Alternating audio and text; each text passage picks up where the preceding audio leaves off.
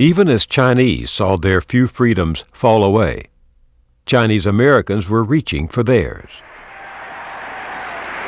January 1961.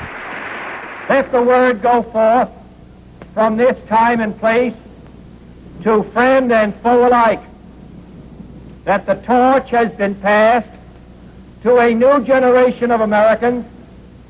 When JFK was elected, this was a great wind of hope that spread through the country for people of color at that time.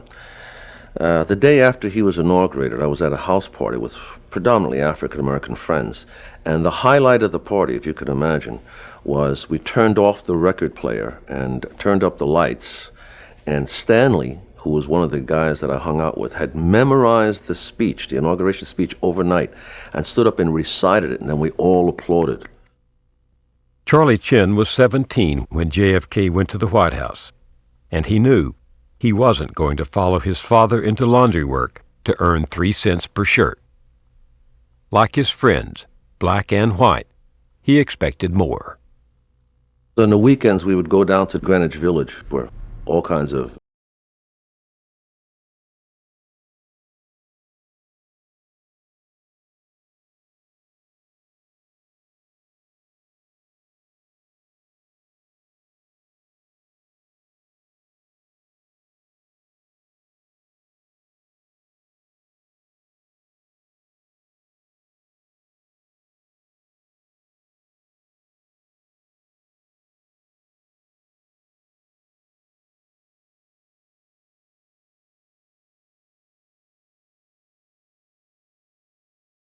to me, if I wanted, I could go down to the corner. There was a coffee house, and if I played and passed the hat, I could make some money.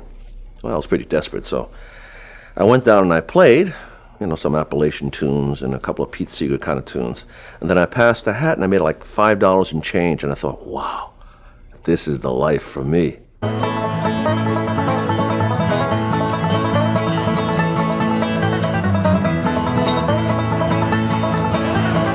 People would be looking at me very intently, and I thought it was because I was such a good player. Now I realize, of course, that they were thinking, why is this Chinese guy playing the banjo? It was a great place to be when you're young. And young people were tasting for the first time intellectual freedoms, philosophical freedoms, political freedoms, yes, even sexual freedoms. Well, all of a sudden, being exotic now because I'm Chinese was a definite advantage. Well, it wasn't that much of an advantage, but it was a small advantage. It was almost on a lark that Charlie decided to go to Washington, D.C. on August 28, 1963. Ain't gonna let nobody load it. Turn me round, turn me round, turn me round. Ain't gonna let nobody load it. Turn me round, keep on walking. Well, I myself marched on Washington the first time. If you were going to identify with somebody, who are you going to identify with? The people who had instituted unfair laws and discriminatory practices, or the people who were fighting to get them changed? And it was pretty obvious, if you had a brain in your head, that you had no choice. You had to identify with the people who were fighting discriminatory laws, fighting injustice. The laws and norms were all being revised. Helen was no more insulated than Charlie. There was a moment when I was in the high school schoolyard with my friend Julie, who was white, and my friend Rose, who was black. And the three of us, white, black, and yellow, were standing there talking about civil rights. And then one of my friends turned to me and said, "You know, Helen, you've really got to decide whether you're black or white." And I was dumbstruck. That just shut me up completely. I just thought, well, but I'm not black, and I'm not white. I'm something else. But at that time when I was in high school, there wasn't a something else. Where did she fit?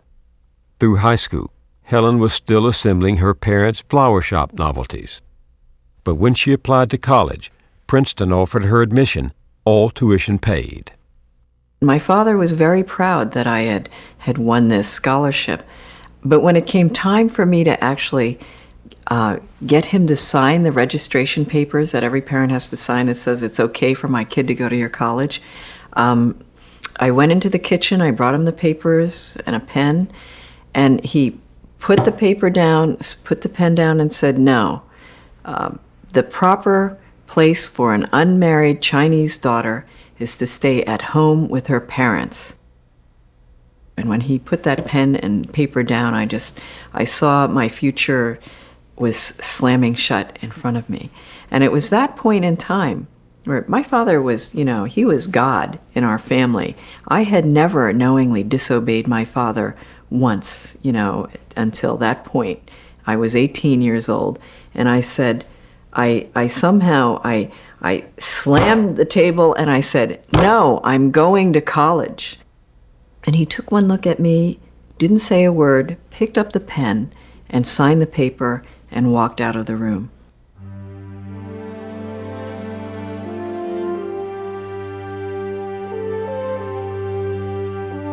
In college, I learned that I was an Asian American.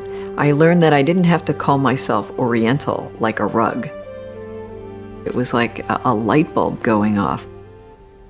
It was exhilarating. It was, I have to say, it was such a thrilling time. Sing a song for ourselves. I mean, the 60s for Asian Americans was the first time you could speak out. You no longer wanted to be invisible. Sean Wong was in college in the Bay Area when students there invented the term Asian American. That was 1968, the year of bitter strikes to win courses in Black and Asian history. The early teachers were often the students themselves. There were no books. If you wanted to learn about Chinese American history, you got your tape recorder and you went into Chinatown and you found some old-timers to tell you about their lives. One day, a call came into the university from a park ranger who wanted help reading Chinese. Something about an old building they were going to burn down out in the bay on Angel Island. And the interesting thing was, we sort of young, radical Asian American studies teachers or students, we didn't know anything about Angel Island. It was the old detention center of the exclusion era. Tens of thousands of Chinese had been held there when they tried to enter the country. Many had never made it in. And so a bunch of us went over there.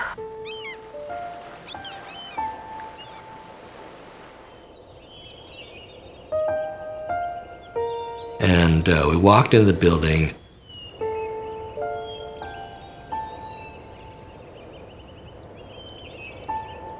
And it was very dilapidated, broken glass on the floor.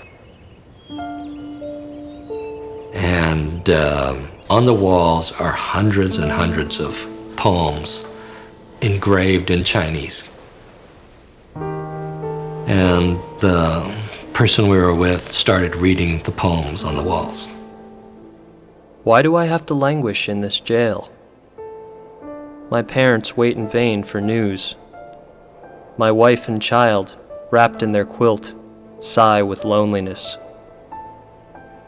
And as we went through the building, and our translator was reading the poems verbatim off the walls,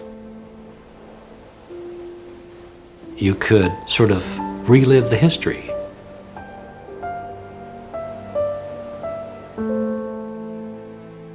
We were in there discovering the history that gave us a sense of who we were and gave us a sense of place in America.